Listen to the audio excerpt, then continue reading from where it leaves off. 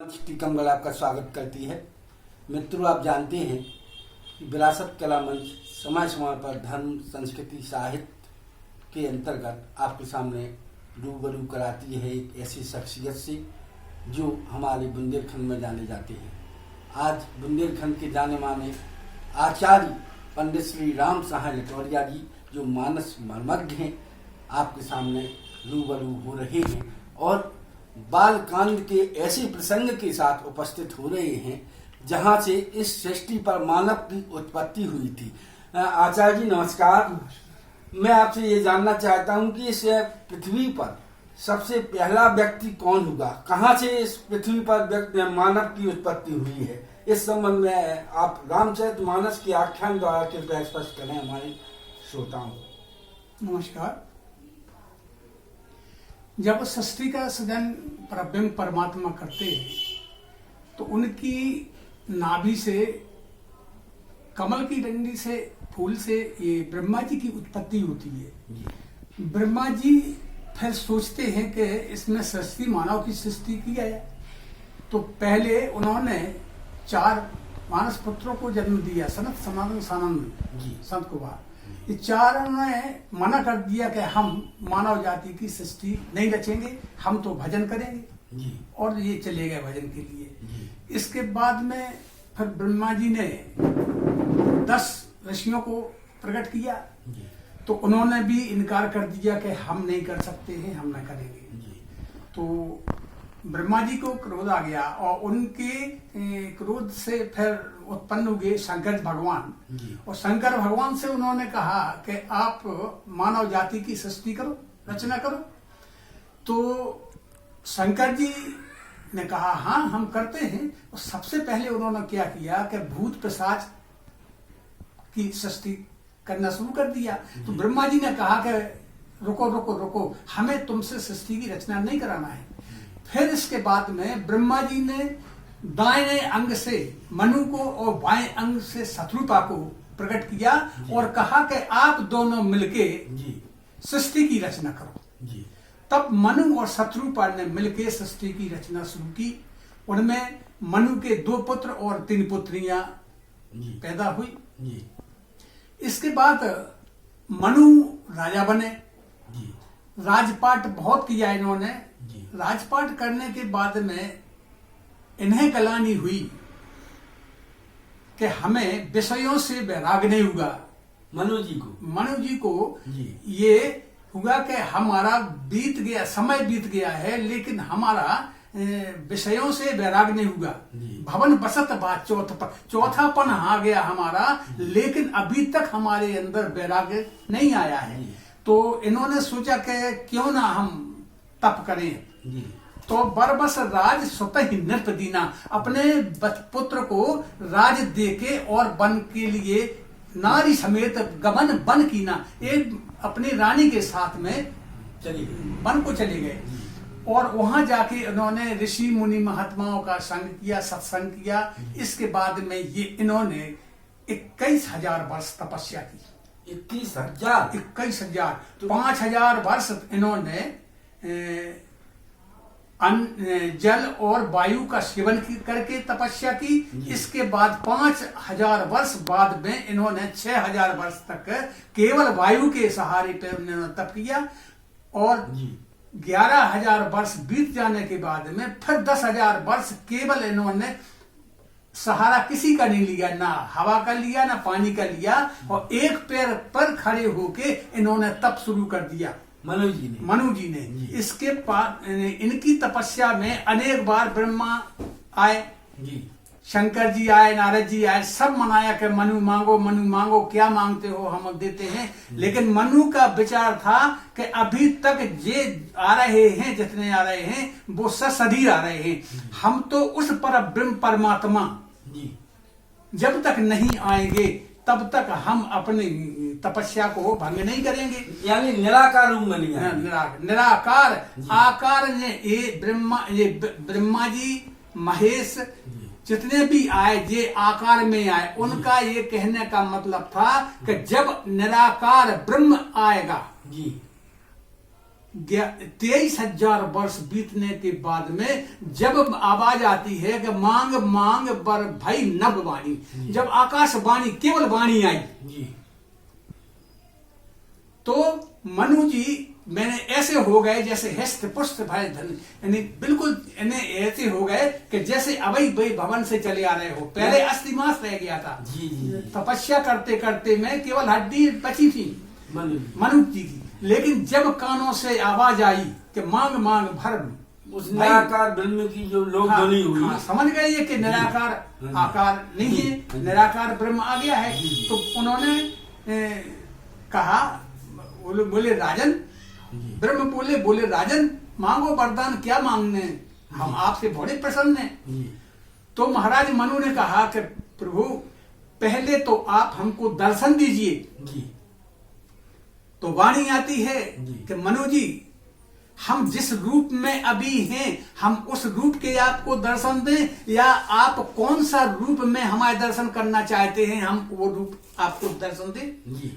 तो मनु जी ने कहा कि प्रभु जिस रूप का शंकर भगवान निरंतर जाप करते हैं और मुनि महात्मा जिन राम रूप के दर्शन के लिए लालायत रहते हैं और उनका भजन करते हैं, हमें उन्हीं राम रूप के आप दर्शन दीजिए। बहुत बढ़िया जी। तो भगवान श्री राम वही इन्होंने राम रूप के दर्शन दिए, चतुर्भुज रूप, नील नील नील दर्शन, माने उस राम रूप के जब दर्शन हुए तो भगवान कहते हैं मांगो मनु, क्या मांगते हो। तो मनु कहते हैं कि प्रभु हमें तो मांगने में संकोच होता है, लेकिन आपको देने में तो कोई परेशानी नहीं है, लेकिन हम संकोच करते। तो भगवान कहते हैं कि सकुच बेहाय मांगने पे मोही, मोरे नहीं अदे कछु तो ही। हे राजन, संकोच को त्याग के मांगो, तुम क्या मांगना चाहते हो। हमारे पास में कोई ऐसी वस्तु नहीं है जो हम आपको न दे सके, यानी मोक्ष भी चाहोगे तो हम मोक्ष दे देंगे। तो महाराज मनु कहते हैं कि प्रभु मोक्ष के लिए तो ज्ञान और वैराग्य चाहिए, हमें वैराग्य तो हुए ही नहीं है, हम तो राग के वशीभूत होके हमें तो आप जैसा पुत्र चाहिए, हमें आप जैसा पुत्र चाहिए प्रभु। हम तो रागी हैं, आपके चरणों की रागी रहें। चाहा हूं तुम्हें समान स्वतः प्रभु सन कमल दुराव। हे प्रभु आपसे कोई दुराव बात है नहीं, हम तो आपके जैसा पुत्र चाहते हैं। तो भगवान कहते हैं ए मस्त मनु, हमने दिया। तात गए कछु काल पुन हयो अवध भवाल, तह कर भोग विलास तब मैं हो तुम्हारा सुत। हे राजन, जब आप कुछ दिन अमरपुर में रह करने के बाद में अयोध्या के राजा होंगे, तब हम तुम्हारे पुत्र बन के आएंगे। अनशन सहित देह धरताता, करिहो चरित भक्त सुखदाता। हे राजन, हम अकेले नहीं आएंगे, अंशों के सहित आएंगे और भक्तों के सुख देने वाले चरित्र कहेंगे।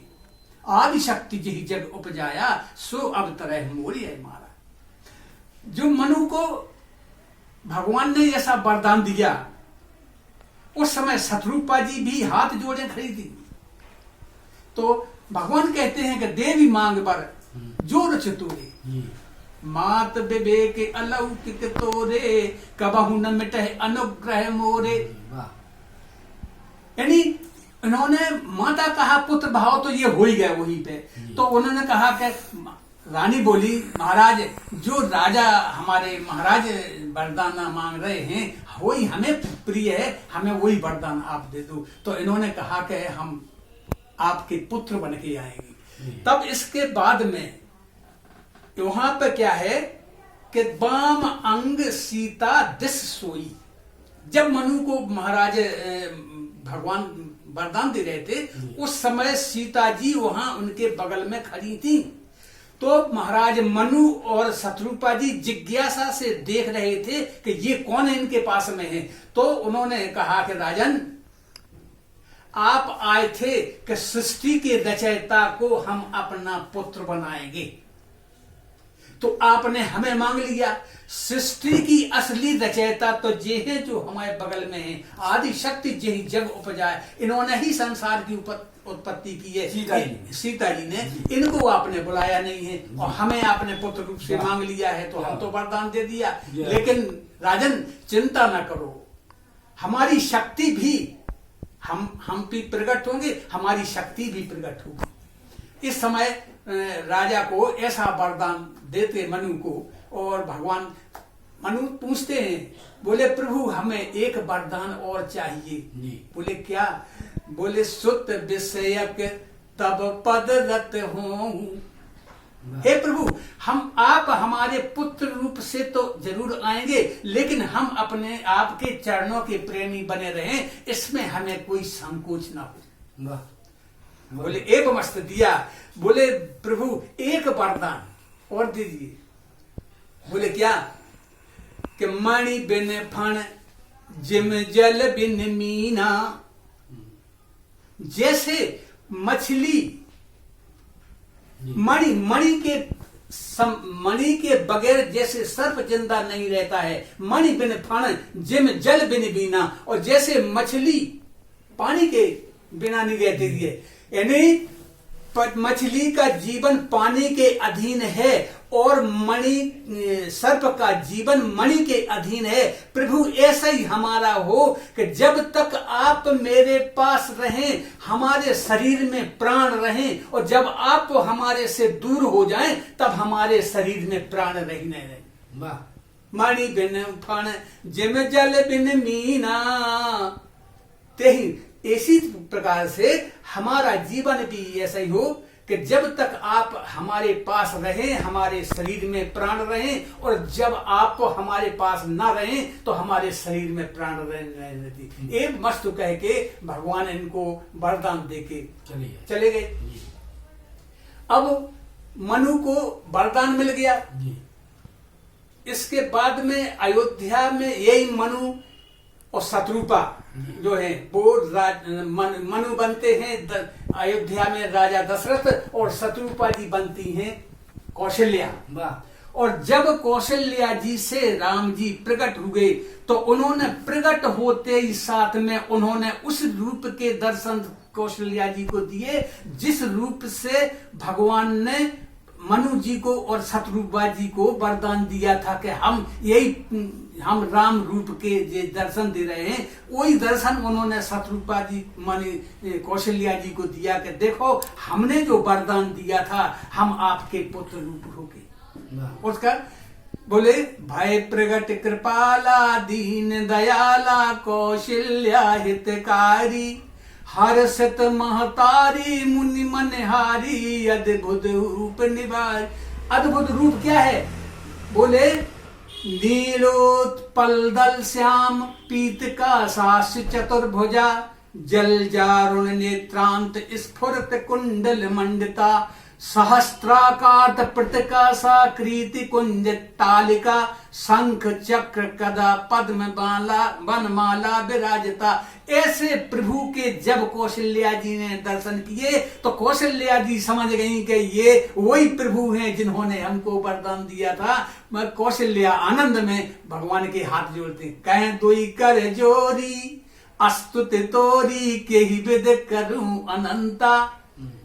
माता कौशल्या जी कहती हैं कि हे अनंत, हम आपकी किस प्रकार के स्तुति करें। हाथ जोड़ लिए तो प्रभु लेटे लेटे सो देख रहे हैं कि जिन माता को हम हाथ जोड़ने आए, हम इनके पुत्र बन के आए, ये हमें हाथ जोड़ रही हैं। इसका क्या कारण है? क्या इनने हमको पहचाना नहीं?